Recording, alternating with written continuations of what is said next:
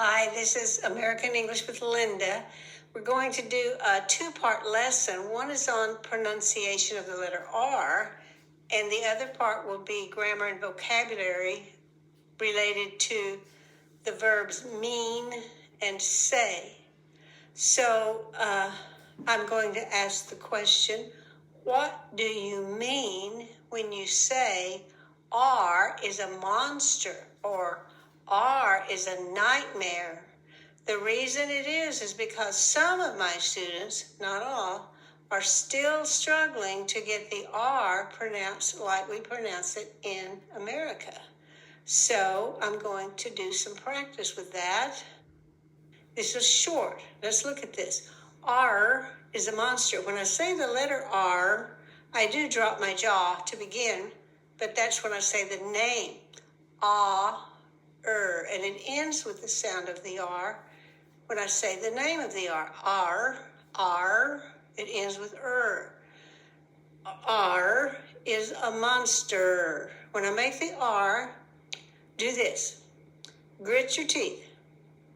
That means your teeth are tightly pressed together. See how tight they are? While I'm doing that, I will curl the front of my tongue, sort of like a shallow cup. Oh, I can't show my hand very well. So, but it's not touching. See how it goes up? But it doesn't touch anything. And with my teeth gritted, and my tongue curled, and not touching anything, I use my vocal cords. In America, that sounds like a growl, a dog or a tiger. The monster, monster's a terrible beast of some kind that will hurt you. The monster growls. Grrr. It's not it's grrr. Now, there's a commercial that used to be saying, "That's great," and everybody did that on TV a long time ago. But let's look at these words. Bear, care, nightmare. Do you hear the R at the end? You can put a little bit of space, a small space right here. But you do not drop your jaw in America. Now, there is a part of America way up north on the East Coast and way down south in the very southern states that they will not always say the R this way. In New York, they might say the caw is popped. That's more like they say in England. But normally in the United States, we don't do that. And in the very southern part of the United States, they might say the name of the state, Georgia, as Georgia. They don't use the R the way the rest of the country does. But I'm teaching what most of the United States uses to pronounce the letter R. We do not drop the jaw, and we do not pull our lips in. Do not do that. So the sounds we are not making are ah, aw, or for the letter R. So if you say bow, cow, nightmare, that's not understandable to some people. Bow, cow, nightmare, bringing your lips in doesn't work. And especially if you do it a lot. Bow, cow, nightmare. That's not the way we say it. It's bear with the tongue curled but not touching.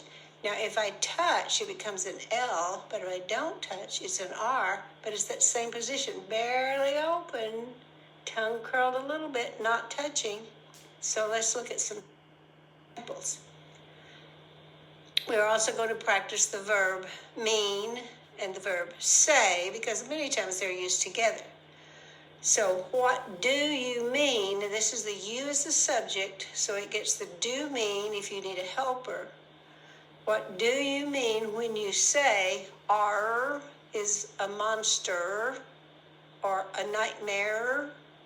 When I say R is a monster, I mean, R is very hard for many non-English speaking students to say clearly. Now, some students don't have a problem, but depending on their native language, they may have a hard time with R. And I'm repeating this because students are still having some trouble with that sometimes. Clearly, we need to work on that. What do we mean? Now I'm using we as the subject, and if I'm using it with a question, I need a helper. What do we mean when we say preposterous? When we say preposterous, we mean ridiculous, not believable, not true at all. Preposterous. It's a fun word to use. What do they mean when they say disheartening? When they say disheartening, they mean it makes a person feel sad and hopeless. It takes away courage. We also use the word discouraging instead of disheartening. They mean the same thing. Taking away your courage, making you feel hopeless and sad. That's discouraging. That's disheartening. What does the sign, now are you going to use the it form, he, she, or it. What does, rather than do, what does the sign mean when it says yield? Now I put yield, that's not an R word, it's an L word to show the difference. Yield, the tongue touches, but everything else stays the same. Yield, I didn't open my mouth very much, but the tongue curled and touched the teeth or the top of the front part of the mouth. Yield, and in the word year, the tongue doesn't touch. I didn't put the word year on there, but if I said year, the tongue doesn't touch. If I say yield, the tongue touches. And that's the difference. But the position, the way you put your mouth and teeth is the same.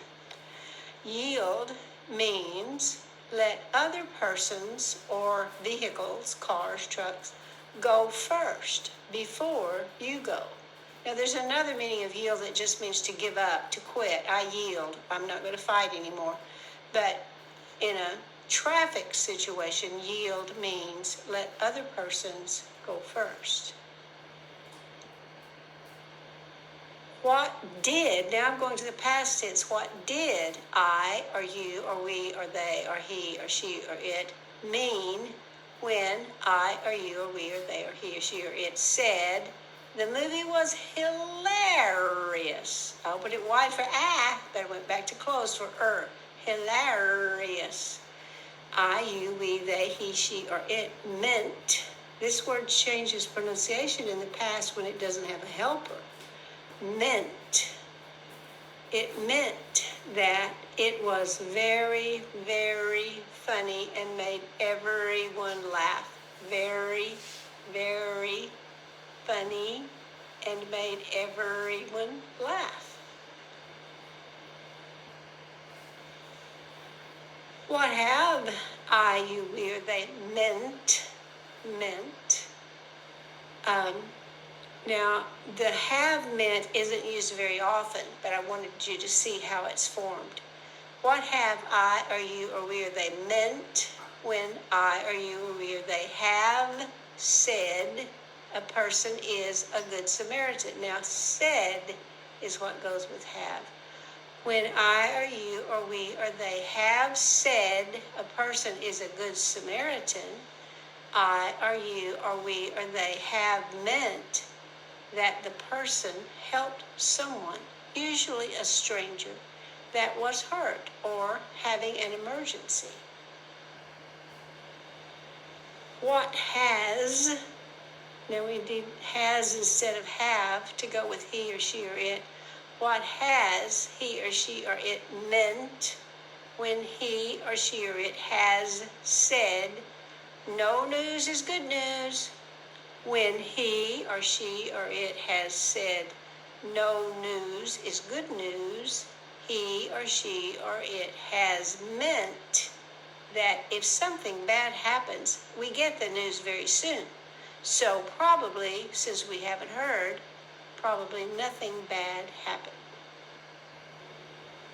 Now, just to summarize and to practice the pronunciation for mean and say, I, you, we, they say something.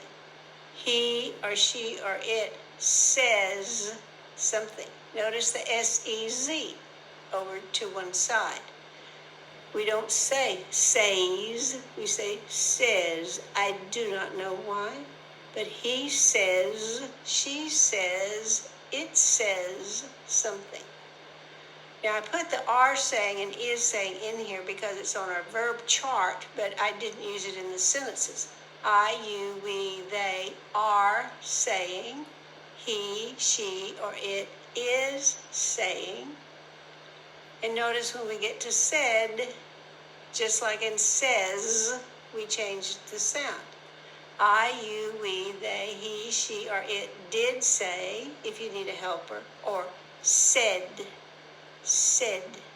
I, you, we, they have said something. He, she, or it has said something. And the summary of mean would be I, you, we, or they mean something. He or she or it means something. And then the are and the is version, I, you, we, they are meaning. He or she or it is meaning. I or you or we or they or he or she or it did mean if you need a helper, like to make a question. But if you don't need a helper, it's meant, not meant, meant. I meant this, you meant that. I or you or we or they have meant, not meet. He or she or it has meant, So that is our study of the letter R pronunciation and the verb mean and say, along with some new vocabulary words. At least I hope they're new to you, some of them. I hope that helps, and I look forward to seeing you next time. Bye-bye.